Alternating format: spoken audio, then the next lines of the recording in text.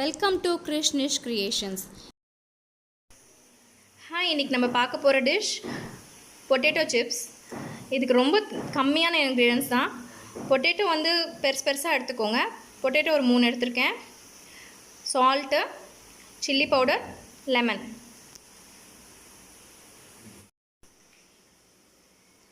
Potato சிப்ஸ்க்கு நம்ம பொட்டேட்டோவை இந்த மாதிரி பீல் பண்ணி எடுத்துக்கோங்க. முதல் தோலெல்லாம் நல்லா க்ளீன் பண்ணிவிட்டு ஒரு வாஷ் பண்ணி எடுத்துக்கோங்க.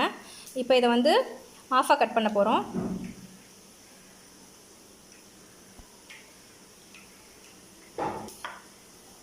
ஆஃபாக கட் பண்ணிவிட்டு இங்கே பார்த்தீங்கன்னா ஒரு பவுலில் தண்ணி எடுத்து வச்சுருக்கேன். இதில் வந்து கொஞ்சம் சால்ட்டு, கொஞ்சம் சால்ட் போட்டிருக்கோம். இப்போ கொஞ்சம் லைம் ஜூஸ் இதில் பிழிஞ்சுக்கிறோம்.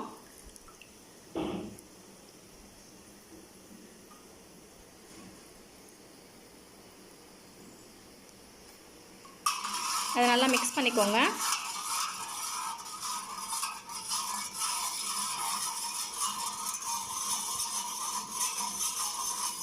இப்போ பார்த்திங்கன்னா இந்த மாதிரி ஒரு சீவரக்கட்டை எடுத்துகிட்டு அதில் பொட்டேட்டோவை டேரெக்டாக இந்த மாதிரி தண்ணியில் சீவிக்கோங்க.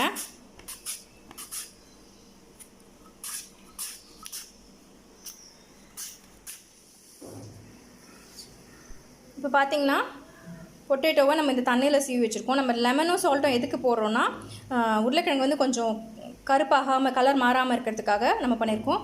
பார்த்திங்கன்னா எவ்வளோ தின்னாக இருக்குன்னு தெரியுது பாருங்கள், டிரான்ஸ்பரண்ட்டாக. இந்த அளவுக்கு மெல்லிசாக நம்ம சீவிக்கணும். இந்த மாதிரி பொட்டேட்டோ வந்து இந்த தண்ணியில் வந்து ஒரு 30 மினிட்ஸ் சோக் ஆகட்டும். கொஞ்சம் நேரம் அப்படியே ஊறி இருக்கட்டும். அந்த சால்ட்டும் கொஞ்சம் வந்து அதில் அப்சார்ப் ஆகும். இப்போ பார்த்திங்கன்னா 30 மினிட்ஸ் ஆகிருக்கு. இதை வந்து நல்லா ஒரு ட்ரெயினர் வச்சு நல்லா எல்லாம் தண்ணியும் வடிகட்டிட்டு ஒரு நல்ல ஒயிட் துணியில் நம்ம வந்து இதை நல்லா தனித்தனியாக வச்சு ட்ரை பண்ணி எடுத்துக்கோங்க. இப்போ பார்த்திங்கன்னா நல்லா தண்ணி ஸ்ட்ரெயின் பண்ணியாச்சு. உருளைக்கிழங்க இந்த மாதிரி நல்லா தனித்தனியாக காய வச்சுக்கோங்க. இந்த மாதிரி அதோட ஈரம் இது போகும்போது ஒரு 10 மினிட்ஸ் கழித்து மறுபடியும் எல்லாத்தையும் திருப்பி வைங்க. ஸோ இந்த தண்ணியெல்லாம் இந்த துணி இழுத்துக்கும், கொஞ்சம் வந்து ட்ரை ஆக ஆரம்பிச்சிரும். இந்த மாதிரி தனித்தனியாக காய வச்சு எடுத்து வச்சுக்கோங்க. நல்லா ட்ரை ஆகிடுச்சு எல்லாத்தையும் ஒரு கிண்ணத்தில் எடுத்து வச்சுருக்கிறேன் நான். எவ்வளோ ட்ரை ஆகிருக்கு பாருங்கள். அந்த ஈரத்தன்மை சுத்தமாக கிடையாது. இதில் நல்லா காய வச்சு எடுத்து வச்சுருங்க. இப்போ பார்த்தீங்கன்னா ஒரு பேனில் எண்ணெய் ஊற்றி வச்சுருக்கேன். எண்ணெய் நல்லா காஞ்சிருச்சு. நல்லா காயணும். எண்ணெய் காஞ்ச பிறகு ஜஸ்ட் இந்த பொட்டேட்டோ அப்படியே போட்டுருங்க.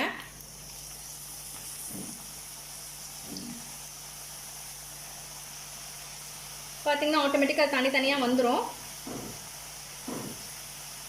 ஹை ஃப்ளேமில் இருக்கட்டும்.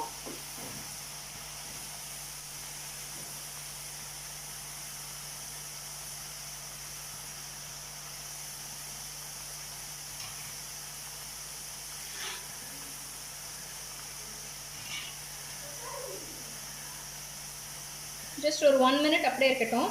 ஒரு 1 மினிட் ஆன பிறகு லேசாக திருப்பி விடுங்க. திருப்பி விட்டுட்டு அந்த சலசலப்பு அடங்குற வரைக்கும் இருக்கணும். அந்த பபிள்ஸ் வருது இல்லைங்களா, அதெல்லாம் நல்லா அடங்குற வரைக்கும் ஹை ஃப்ளேம்லேயே இருக்கட்டும்.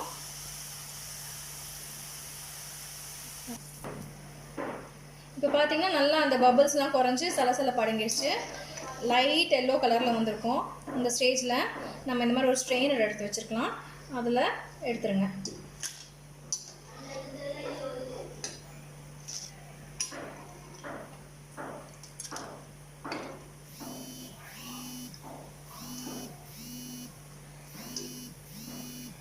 எடுத்து இது கொஞ்சம் எண்ணெய் வடிட்டோன்னு எடுத்து வச்சுருங்க. பார்த்திங்கன்னா நம்ம மீதி இருக்கிற உருளைக்கிழங்கு எல்லாத்தையுமே வறுத்து எடுத்து வச்சுருக்கோம். இப்போ இதில் எண்ணெய் வடிட்டோன்னு இதுக்கப்புறம் இதில் கொஞ்சம் சால்ட் ஆட் பண்ண போகிறோம்.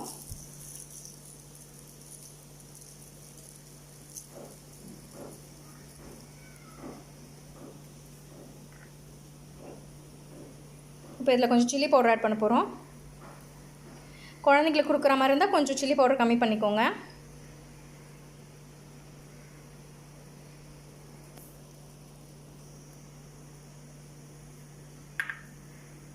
எல்லாத்தையும் போட்டு லைட்டாக டாஸ் பண்ணிக்கோங்க.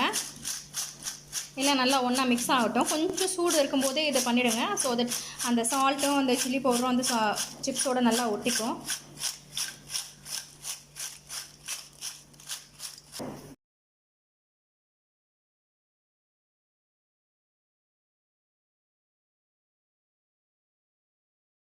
இப்போ பார்த்தீங்கன்னா சால்ட்டும் சில்லி பவுடரும் சிப்ஸில் நல்லா ஒட்டிகிட்ருக்கு. அதோட காரம் உப்பு எல்லாத்தோட டேஸ்ட்டும் நல்லாயிருக்கும். நான் முதலே சொன்ன மாதிரி குழந்தைங்களுக்கு கொடுக்குறதா சில்லி பவுடர் கொஞ்சம் கம்மி பண்ணிக்கோங்க. சில பேருக்கு சில்லி பவுடரோட ஃப்ளேவர் பிடிக்கலனா பெப்பர் ஆட் பண்ணிக்கலாம் சில்லி பவுடரை தவிர்த்துட்டு. ஸோ அதனால் டிஃப்ரெண்ட் ஃப்ளேவர்ஸ் கிடைக்கும் உங்களுக்கு. தேங்க்ஸ் ஃபார் வாட்சிங் திஸ் வீடியோ. நீங்கள் ஃபஸ்ட் டைம் இந்த சேனலை பார்க்குறீங்கன்னா ப்ளீஸ் சப்ஸ்கிரைப் பண்ணுங்கள். பக்கத்துலேயே பெல் ஐக்கான் இருக்கும், மறக்காமல் கிளிக் பண்ணிவிடுங்க. தேங்க்யூ ஃபார் வாட்சிங். அப்படி உங்களுக்கு இந்த வீடியோ பிடிச்சிருந்ததுன்னா லைக் பண்ணுங்கள், ஷேர் பண்ணுங்கள், கமெண்ட் பண்ணுங்கள். தேங்க்யூ ஃபார் வாட்சிங்.